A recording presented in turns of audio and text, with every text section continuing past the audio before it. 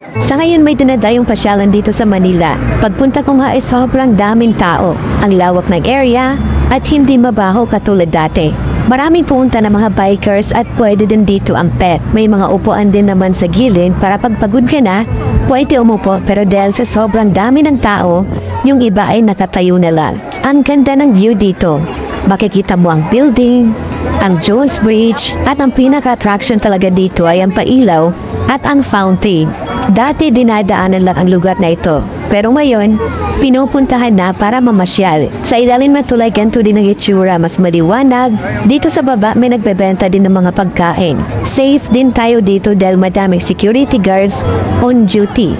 Dati Binondo Bridge and Jones Bridge lang pinupuntahan, pero ngayon may nadagdag na. As of now, ongoing construction pa rin sila, pero at least pwede nang pasyalan. Mas magiging maganda pa ito pag natapos ng lahat. Isa to sa magandang project ng gobyerno. Open sila 24 hours pero ang pailaw mag-start ng 6 p.m. to 10 p.m. Kaya after work o kaya after school, pasyal na agad. Pa-like and share na din po ng vlog po natin. Thank you guys for watching. Bye!